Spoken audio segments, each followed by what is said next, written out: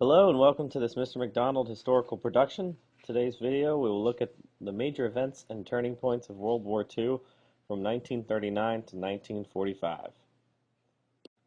Please remember to take notes answering the essential questions in your notebook.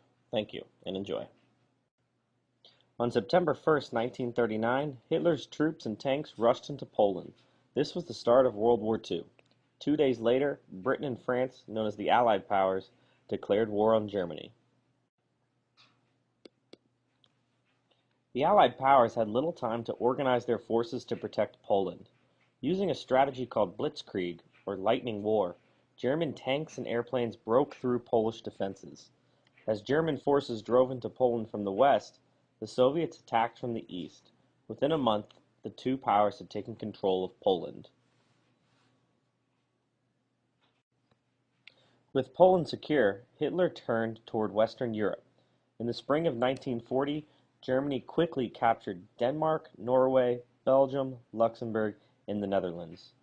German troops then invaded France, trapping hundreds of thousands of Belgian, British, and French soldiers in the French port city of Dunkirk. As British ships raced to Dunkirk and carried the soldiers across the English Channel to safety in Britain, German forces, meanwhile, continued their march through France. As the Germans approached the French capital of Paris, Italy declared war on the Allied powers. France surrendered to Germany on June 22, 1940. Great Britain now stood alone against Hitler's war machine. The final German victory over England is now only a question of time, said German General Alfred Jodl. Hitler prepared to invade Britain. To safely move troops and equipment across the English Channel, Germany first had to defeat the British Royal Air Force, or RAF. In July 1940, the Luftwaffe, or German Air Force, began attacking British planes and airfields in what became known as the Battle of Britain. In August, Hitler ordered the Luftwaffe to begin bombing British cities in the hope of crushing British morale. But Winston Churchill, the new Prime Minister, refused to give in. "We shall fight on the beaches," he vowed, "we shall fight in the fields and in the streets, and we shall never surrender." Using the new technology of radar, the RAF was able to detect and destroy some 2,300 of the Luftwaffe's aircraft. Hitler then canceled the invasion of Britain. Most Americans opposed Hitler's actions, but they did not want to join the war. When President Franklin Roosevelt ran for re-election in 1940, he told voters that "your boys are not going to be sent into any foreign wars." Privately, however, Roosevelt was convinced that the United States would soon be at war. On December 7, 1942, that fate was realized when Japanese planes surprise attacked Pearl Harbor. The United States declared war on Japan a day later, and shortly after, Japan declared war on the United States. This war would be even more devastating than World War I. It had been 6 months since Pearl Harbor, and things were not going well for the Allies in the Pacific theater. The Battle of Midway changed that. Midway Island, a speck in the ocean, was an important strategic spot. From there, the Japanese could refuel and attack Hawaii. After intercepting a coded Japanese message, the U.S. Navy dispatched 3 aircraft carriers, the USS Enterprise, USS Hornet, and USS Yorktown, all newly built Virginia's Newport News shipyards.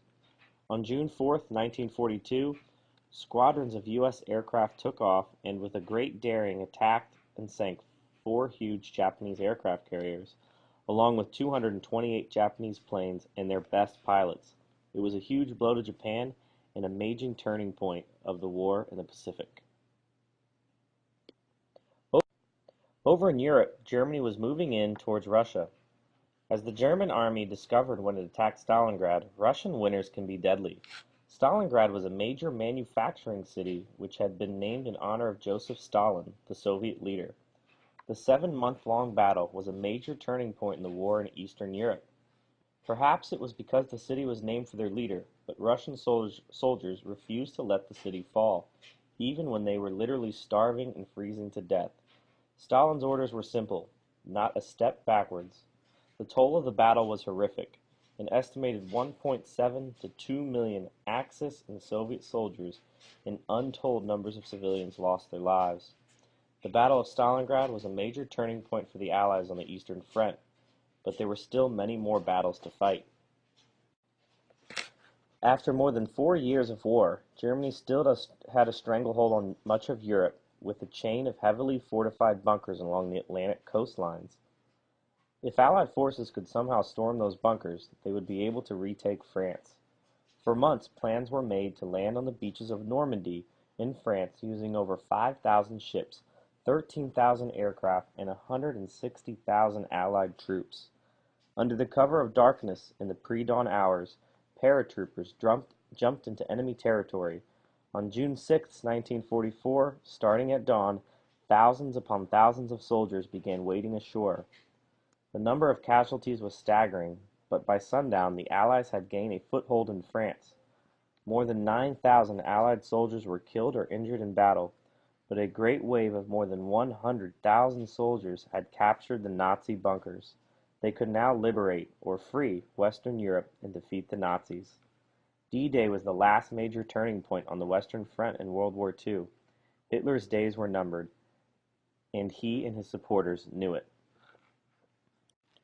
The war in Europe eventually ended, and Hitler committed suicide and Germany surrendered on May 8, 1945. But war still raged in the Pacific, so a terrible and difficult decision was made, and a new weapon was unleashed. Their code names were Little Boy and Fat Man, two atomic bombs that finally ended the long and terrible war. The first bomb, carried aboard a B-29 Super Fortress named the Enola Gay, was dropped on the busy Japanese city of Hiroshima. The second bomb was dropped 3 days later on Nagasaki. The death toll was staggering. More than 140,000 people were killed, thousands of people dead in seconds. The Japanese knew they had lost the war. On August 14, 1945, Japan surrendered. World War II was finally over, but the power unleashed over Hiroshima and Nagasaki would haunt the civilized world and lead to an unease for decades to come.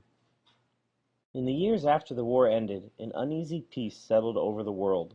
In Europe, an important decision had to be made as to what to do with Germany.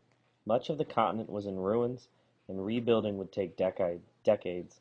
Nazi leaders had to be punished for their war crimes, and more than 50 million people had died, and thousands of displaced and ravaged families had to be resettled. Perhaps the greatest cost of the war was the Holocaust, where 6 million Jews were killed by Hitler and Nazi Germany. You will learn about the Holocaust in your next video.